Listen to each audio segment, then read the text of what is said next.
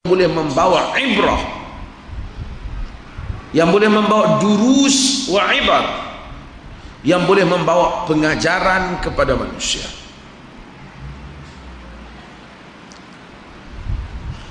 Kita akhirnya menjadi satu masyarakat yang mementingkan tentang tarikh, hari bulan, tapi tidak mementingkan isi kandungan.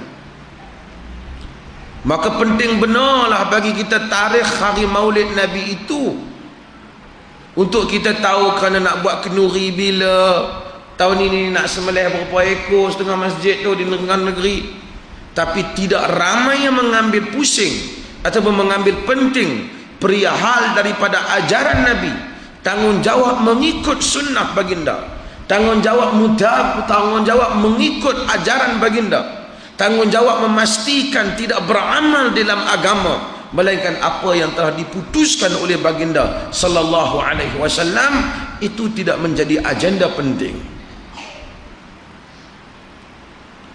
Maka kita kena robah.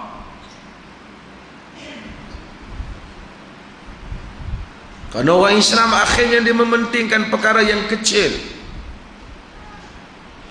Pagi tadi saya bercakap untuk pelajar-pelajar Ireland dan Kanada tentang hal yang sama, tentang kita mementingkan perkara yang kecil, kita meninggalkan perkara-perkara yang usul, yang besar.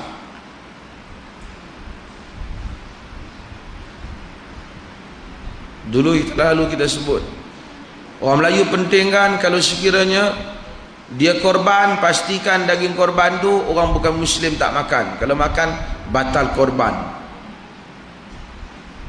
Tapi orang Melayu tidak, orang Islam tak penting, dia hilang benda yang lebih besar daripada 2-3 keping daging itu.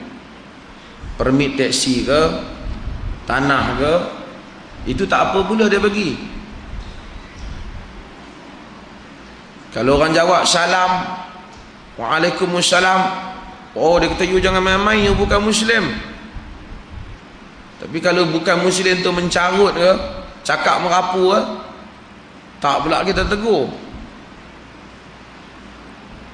Kita meninggalkan usul agama. Kita mengambil perkara-perkara cabang yang tidak boleh memberikan kekuatan pada agama.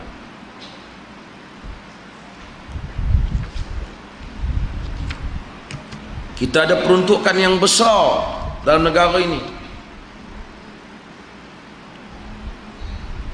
untuk semua kegiatan Islam, jakimnya, yadimnya, macam-macam lagi. Bukan puluh juta, ratus juta. Tapi oleh kerana kita tidak mementingkan yang dikatakan inti kandungan ajaran, kita tak jadi pejuang, maka kita sentiasa sampai hari ini, macam selalu saya sebutlah, kita akan masih lagi sebut perlembagaan undang-undang tak berpihak kepada kita. Orang tu apa, terpengaruh dengan Kristian sebab minum holy water, sedangkan kita ada segala-galanya. Holy water pun tak pernah wujud pun. Kristian pun heran dengar cerita tu. Lidahnya keras, tak boleh mengucap kerana terminum air holy water tu. Dan mak bapak pun percaya. Tu saya kata lidah keras pasal apa? Dia pepak Viagra.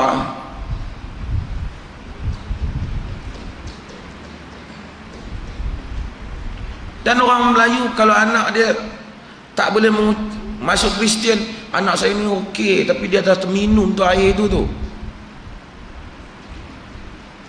Macam mana mungkin orang boleh masuk Kristian dan sentiasa masih lagi duduk di pejabat mufti sampai 2-3 hari lepas masih lagi datang fact masuk, jemput mufti boleh pergi jadi panel untuk forum tentang murtad, apa lagi ni, seminar tentang murtad. Ini macam nak tak hari orang murtad. Tu saya kata kalau kita bila tengok musim sekarang ni, kerana dekat dengan pilihan raya, kita akan tengok bagaimana pilihan raya ni orang akan sebut orang tu keluar parti, orang tu masuk parti ni, keluar parti ni. Ini isu yang akan digembar-gemburkan oleh berbagai-bagai akhbar. Semua parti akan menceritakan bagaimana parti lawannya keluar daripada ahli partinya dan masuk parti yang lain, disebabkan itu adalah kerana strategi di dalam pilihan raya, melemahkan jentera parti dan melemahkan pengundi. Demikianlah orang buat pada orang Islam di Malaysia ni. Dia gembar-gemburkan tentang angka murtad supaya menceritakan orang Islam keluar daripada Islam bertalu-talu, melemahkan orang yang nak berdakwah dan melemahkanlah juga orang yang nak masuk ke dalam Islam.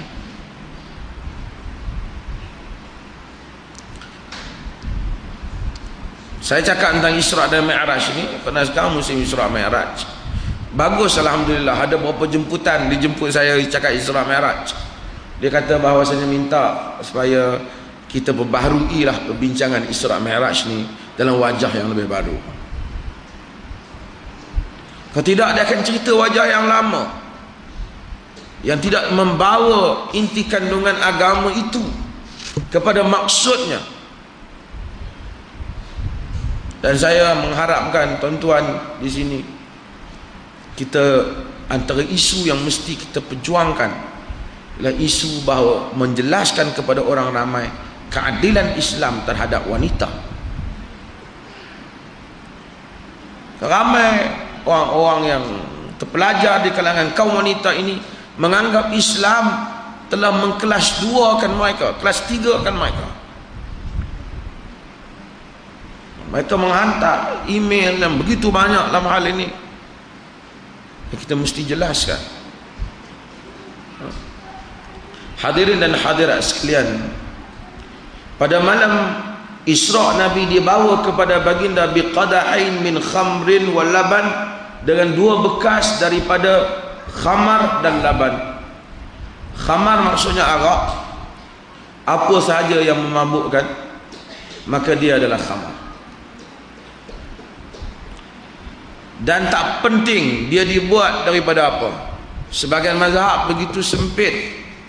Dia kata yang dikatakan khamar itu yang dibuat daripada inab, daripada anggur dan tamar saja. Hak lain kalau mabuk bukan daripada tu tak apa. Ini tak mungkin. Apa saja yang memabukkan dia adalah khamar.